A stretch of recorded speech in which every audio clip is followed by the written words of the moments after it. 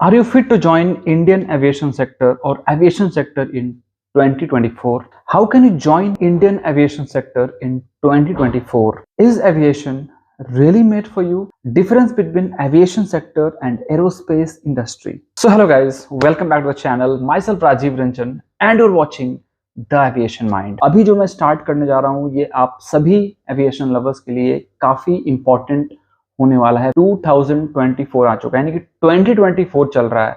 इसमें काफी सारे चेंजेस, काफी सारे अप्स एंड डाउन्स, काफी सारे बदलाव हुए होंगे, तो उस चीज को भी पॉइंट आउट करना, उस चीज को भी डिस्कस करना as aviation YouTuber, as aviation blogger काफी इंपॉर्टेंट हो जाता है। From today onwards I am starting a brand new series, Aviation Career 2024, and this video is Aviation Career 2024 #1 यानी कि एपिसोड 1। सो गाइज, जो हमारा आज का टॉपिक है ये बहुत ही बेसिक है।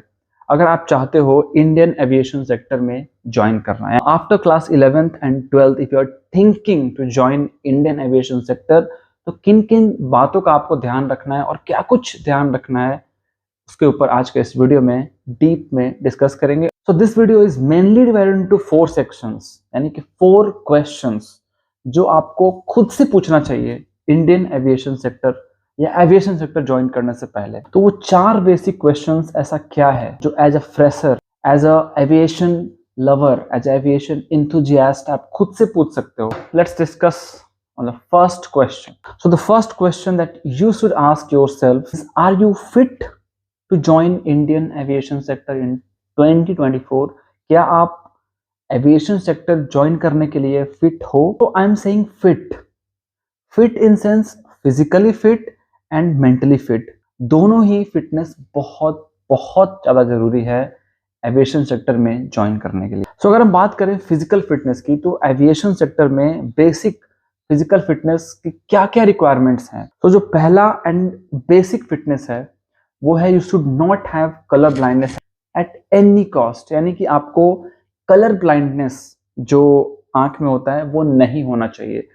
कलर ब्लाइंडनेस करने का मतलब कि अगर आप डॉक्टर के पास जाओगे, आई के डॉक्टर के पास, तो उसमें क्या है, आपको कलर कोड को आइडेंटिफाई करने में प्रॉब्लम होता है। मेनली रेड और ग्रीन और 1-2 कलर्स में वहां पे प्रॉब्लम होता है। वो आपको देता है पढ़ने के लिए, उसमें बहुत सारे कलर्स होंगे, उसके बीच में लेटर्स लिखा हुआ रहेंगे। अगर आप उस लेटर्स को पढ़ लेते हो तो आपको कलर ब्लाइंडनेस नहीं है। अगर नहीं पढ़ पाते हो तो आपका रिजल्ट जो है वो पॉजिटिव आता है। सो आपको उस चीज पे ध्यान देना। अगर आपको कलर ब्लाइंडनेस है तो honestly I suggest you should not join Indian aviation sector, because इसमें बहुत सारे कलर कोड्स होते हैं, बहुत सारे वायरिंग डायग्राम्स वगैरह होते हैं, आपको आइडेंटिफाई करने होते हैं, तो उसमें प्रॉब्लम हो सकता है। एंड सेकंड जो फिजिकल फिटनेस का रिक्वायरमेंट है वो है, यू आर फिजिकली नॉर्मल, यानी कि जो एक नॉर्मल इंसान होता है वो आप होना चाहिए। आपके कोई भी फिजिकल डिसेबिलिटीज नहीं होना चाहिए। फिजिकल डिसेबिलिटीज कहने का मतलब कि जो हाथ का उंगली है वो सारा 5 अगर है तो 5 होना चाहिए, कोई टूटा नहीं होना चाहिए, किसी में फ्रैक्चर नहीं होना चाहिए, और जस्ट आप समझ जाओ कि एक नॉर्मल जो ह्यूमन बीइंग होता है, नॉर्मल एक इंसान होता है, आपको वो होना है। और third and most important physical fitness का जो रिक्वायरमेंट है वो ये कि आपका जो विजन है, यानी कि आंख है, आंख का विजन वो 6/6 होना चाहिए। एज पर डीजीसीए रूल आपका जो विजन है वो 6/6 तो होना ही चाहिए। उसके साथ अगर आप गॉगल्स पहनते हो तो वो चलेगा, लेकिन गॉगल्स के साथ आपका जो विजन है वो 6/6 होना चाहिए। अगर 6/6 विजन नहीं है, so you are not eligible for this course. So these are the basic physical fitness requirement required in each and every aviation job like AME, pilot, cabin crew. So second fitness that I'm talking about is mental fitness. Yes guys, mental fitness is very essential in aviation. Mental fitness in sense कि अगर आप सोच रहे हो कि मुझे aviation sector join करना है आफ्टर 12th, ठीक है, तो आपका जो माइंड है वो इतना स्ट्रांग होना चाहिए, इतना वन वे होना चाहिए कि हाँ मुझे एविएशन ही करना है, मुझे एमी ही करना है। I have to join AME, I have to join pilot only, I have to join cabin crew only. So your mind should be focused on one thing, it should not be two directional, it should be unidirectional, ताकि आप focus कर सको, आप mentally उसके लिए अपने आप को प्रिपेयर कर सको।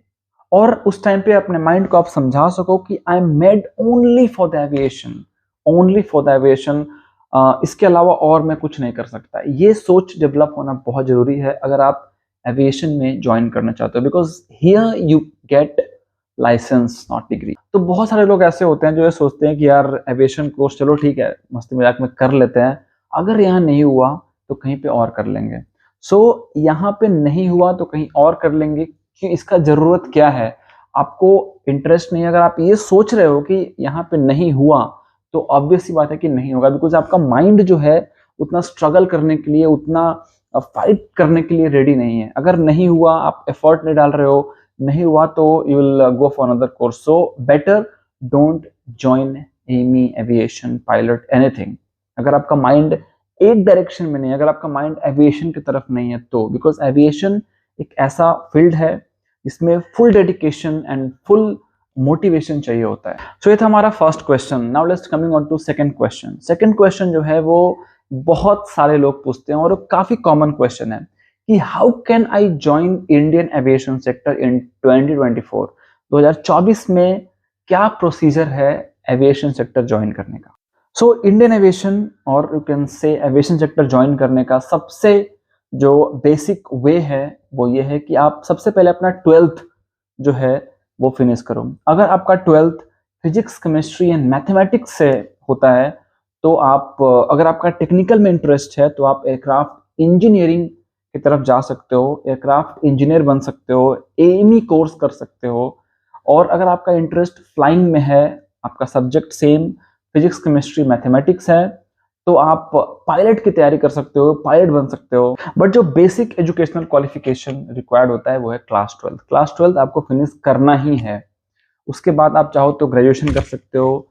उसके बाद अभी बहुत सारे जॉब वैकेंसीज ऐसे हैं, बहुत सारे डिपार्टमेंट्स ऐसे हैं जो ग्रेजुएशन, जैसे केबिन क्रू वगैरह हो गया, तो ग्रेजुएशन को प्रेफरेंस दिया जा रहा है। थर्ड क्वेश्चन जो कि बहुत इंपॉर्टेंट है, is aviation really made for you. आपको ये खुद से पूछना है कि क्या एविएशन जो है वो मेरे लिए बना है या मैं एविएशन के लिए बना हूं।